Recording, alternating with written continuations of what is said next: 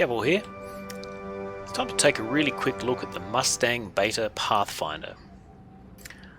Let's look over the ship, basically how it looks, what I think of it, how it flies, just go into a bit of detail looking at the bits and pieces, but I'm not going to go into components or loadouts or recommendations for how you set it up, because each person should configure their ship to their own personal playstyle. Now, I use this ship primarily for flying around as a little shuttle and looking at everything. It has an extended range fuel tank with 700 units in it, rather than the regular 583 that you find in the lighter ships.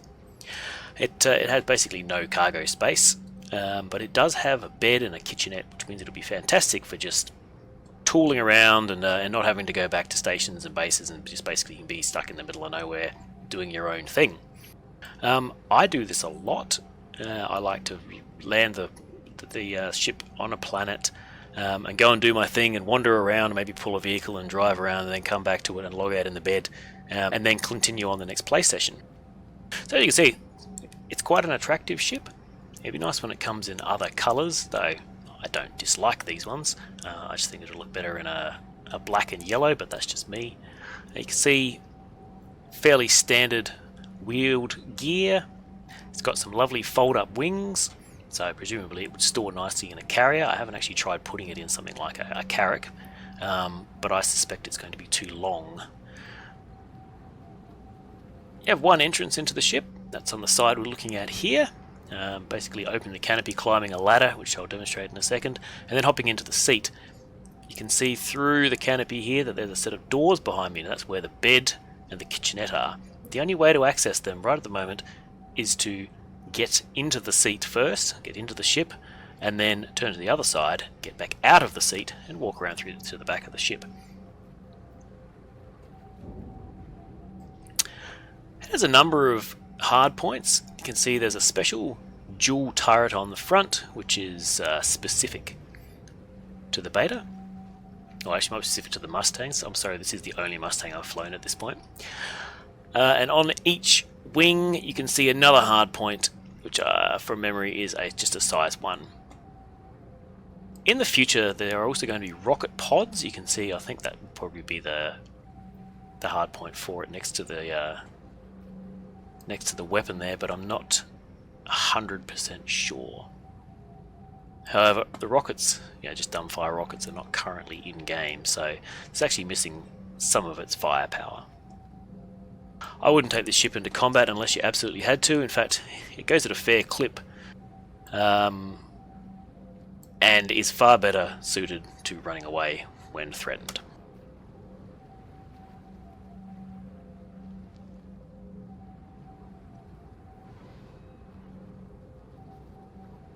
Exit through to the rear. Oh, and immediately we've struck one of the weird bugs. This happens when trying to get out sometimes on some planets and some places where you land it. You will end up on the top of the canopy. So now you can see me getting back in. Here's an excellent demonstration of me getting back into the ship. This will be sitting down.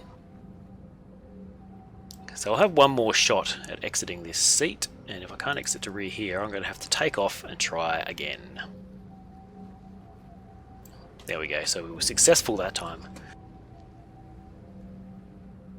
Not a lot really to worry about, although I have flown it up into the air once to see what would happen, and I did get out on top of the canopy, and then there's absolutely no way to get back in again. I just fell off. So you can see, here in the Mustang Beta we have a very uncomfortable looking bed. If you've watched my other video about the Avenger Titan, you can see this has no pillow, it has no sheets, it has no anything, whereas the Avenger has quite a comfortable looking bed with all of the above. You have your access panels. There's more here in the front section. And then towards the rear, more access panels. Currently none of these do anything. Far less dials and switches and knobs and buttons and screens than the Avenger Titan. I suppose they just didn't want to litter it with all sorts of random junk. So here's more entry panels.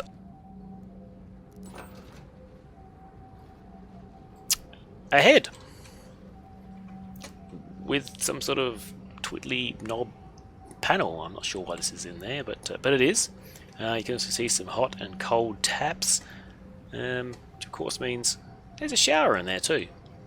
Fairly standard toilet shower combo, as you might find in any real world vehicle of a similar ilk. Doesn't really do anything at the moment, but it's nice to know that it's there. Of course, we've also got this lovely kitchenette. Look at this. This is going to be fantastic. I'll have water on tap. I won't have to go back to base all the time to get it. I assume it's going to be recycled from the toilet. That's okay as long as it's just me. When I have friends over, I may tell them that the water is recycled from moisture in the air. But I'll come to that bridge and cross it when it's time. A hot plate. Well, I assume it's a hot plate. It's certainly, it's even got a little serial number on it. When ordering replacements, quote engine number this and model number that. Very good. It was... the patent is held by Anvil Corporation. Well, given this is a consolidated ship, that's interesting. But anyway. No way to get out of the ship, unless you get back into the seat first.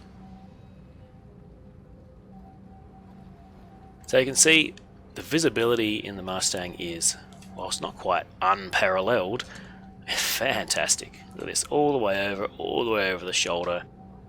If we have a look at the exterior again, you can see it goes way back over my shoulder, so if I could turn all the way around, I could see right up to the left, right up to the right. I can see down on the sides here when trying to land. Fantastic visibility if you're looking down. If you have something like Track IR, that's superb. Just really nice ship to land. Probably the only one I can compare it to personally, because I have one as well as the Co-Ray. Also, it's sort of stuck out in a bubble in that one, and you have visibility up, down, left, right, all around, but it has far more struts. So this is just one big clear bubble, and just really fantastic when you're flying around exploring. So I've had a bit of a look at the outside and the inside, shows you the ins and outs and the bits and bobs and the bugs. So we might as well get on the air and check out the performance. Engine systems enabled. Launch complete. I'll crank the speed limiter right up and shoot around, do a few laps around these hills, and I'll just show you how well it performs. Top speed is higher than the Avenger Titan, for instance, but of course it's a smaller ship. It pushes harder. It's not as fast as, say, a Herald, obviously, or accelerate that hard. It does accelerate quite well. I'll show you in a second that it doesn't actually overheat when you smash the throttle all the way down and then hit the afterburner. You can pretty much afterburn all the way from 0 to full speed without anything overheating, which is the only ship I've flown in Star Citizen so far that can do that. However, it doesn't have as good sort of a... It's still a stable platform. See, it's not too twitchy. It's certainly twitchier than the Avenger is, but it's not too bad. It's stable, it's easy to fly. Because it goes a bit faster and it seems to have weaker thrusters, it doesn't bring its actual vector over to its relative vector quite as quickly, so you have to be more mindful of what you're doing so that you're not pointing in one direction and then sliding in the other direction and slam into something, which hasn't happened to me in this ship, but has happened plenty of times in the Hawk, which is twitchy, and which does sometimes take a time to line up. And I've definitely hit things in the Co-Ray, which is sluggish, but I think has quite weak thrusters at the moment. So that's, maneuvering thrusters, so it quite often takes some time to line back up again. So let me just take for a zip around and you'll be able to see what I mean. Oh, almost forgot. I love ships with articulation and animations when you put gear up and down and change modes. And here's one that does it, which is one of the reasons why I bought it. Just fantastic.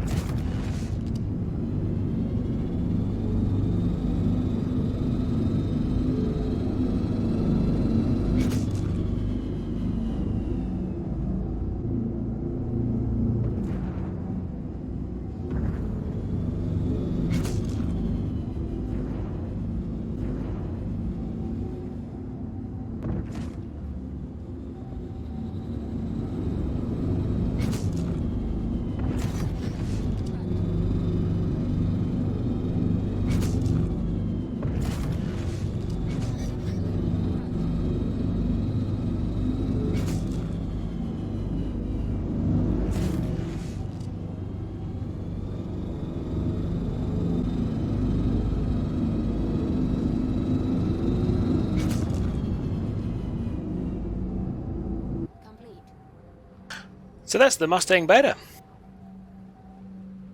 I wouldn't recommend it as a starter ship. Certainly it lacks the utility of other ships. Look, your Avenger Titan is the best starter ship if you're looking for a small ship, but this is a great one to have to buy second. It's more fun to fly. It's got it's also got a bed in it, but it's going to have those facilities like the kitchen that'll be useful in the future. You can't put any cargo in it though, you can't put any boxes in it, so it's more of a nice to have. And if you're happy with just a ship that does a little bit of everything and has a bed, sure, stick with the Avenger Titan. There is really no need to have the beta, except as a Pathfinder. It will have more utility in the future when they bring in the exploring mechanics, but for now it is just really is what it is. Doesn't fight, can't carry things, but it's just a beautiful ship and good fun to fly. So that's the Mustang Beta, and that's me for now. I hope one day I see you around the verse. Hope you've been enjoying my videos. If you have, make sure you give it a like for this one, and if you enjoyed all of them, hey, please subscribe. I'd love to have you on board for the future.